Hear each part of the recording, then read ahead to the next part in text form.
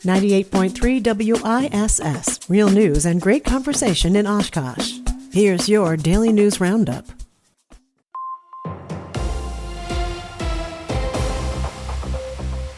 For Civic Media News, I'm Connie Fellman. Bangstad backs Hong. A controversial political figure in Wisconsin is backing the state lawmaker in the race for governor. Kirk Bangstad, a former governor candidate himself and brewery owner, endorsed Representative Francesca Hong in a Facebook post. Previously on his Facebook page, Bangstad drew attention for social media comments cheering the death of President Donald Trump. Bangstad claims it was satire. Hong's campaign says it has had no contact with Bangstad and is not connected to his endorsement. Bangstad has also faced ballot issues and a recent court setback tied to a tax dispute. This week marked 4 years since the U.S. Supreme Court overturned Roe v. Wade. Now, Wisconsin Democrats say elections this fall could decide whether abortion access expands or gets rolled back again in the state. Leaders at a press conference called for repealing the old 1849 abortion law and removing other restrictions, arguing a Democratic governor and legislature would protect reproductive rights.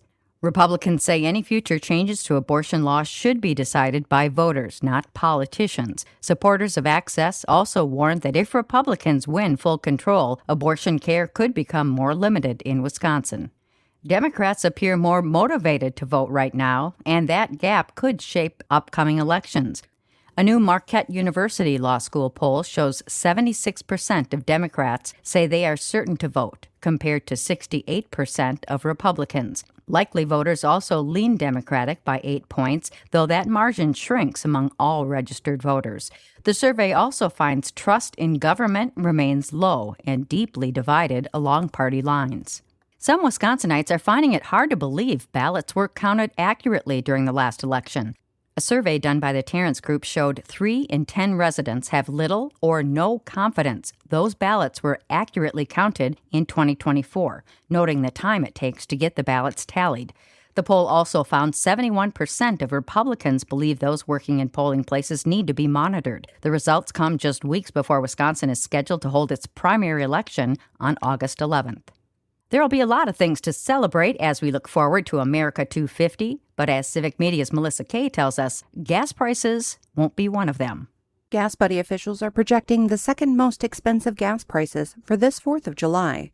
Their 2026 Independence Day gas price forecast projects the national average will fall to approximately $3.75 per gallon on July 4th. This would make 2026 the second most expensive Independence Day on record, behind the all-time high of $4.80 in 2022. Gas prices have fallen for 6 weeks in a row following a spring spike caused by the Strait of Hormuz closure. However, Gas Buddy officials say the national average of $3.75 is still roughly 65 cents higher than last year and nearly $1 above where prices started in 2026. I'm Melissa Kay, Civic Media News. The agreement between the U.S. and Iran is giving oil markets hope, but if there's any breakdown in talks, Gas Buddy officials say the recent relief could quickly reverse. Tornado season in Wisconsin has barely begun, and we've already seen more twisters than we usually average in a year. In fact, we passed that dubious record months ago, back in April, when we hit 24. The annual average tornado count for our state is 23. Right now, we're almost double that number. Forecasters say June is the peak month for tornadoes. And that's your state news update. I'm Connie Fellman for Civic Media News. It's the Cubs and the Brewers tonight. Hi, I'm Mike Clemens with sports from American Family Field in Milwaukee, where the Brewers and Cubs open up a 3-game weekend stand here between the two rivalries. On the mound for the Brewers will be the Miz, Jacob Mizorowski, against the Cubs' Colin Ray, a former Brewer. Both teams coming off sweeps. The Brewers had yesterday off after beating the Reds 3 games in a row in Cincinnati. The Cubs moving into second place, 6.5 games behind Milwaukee after a 4-game sweep of the Mets in New York. Cubs manager Craig Counsell now facing the first-place Brewers this weekend. Yeah, just play good baseball. I mean, that's number one. We got to just keep playing good baseball. With the doubleheader, with the rainouts, it was a good series. NBA, 2 veteran Bucks players have exercised their player options. Guard Kevin Porter Jr. and center Jericho Sims both agreed to return next season to the team. And the Bucks introducing their draft picks yesterday to the media.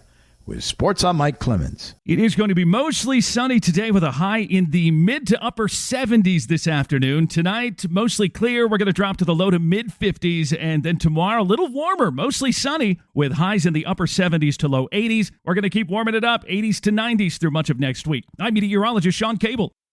That's your daily news roundup for 98.3 WISS in Oshkosh. Find more news anytime at WISS.FM. Subscribe to this podcast on Spotify, Apple, or wherever you find your podcasts.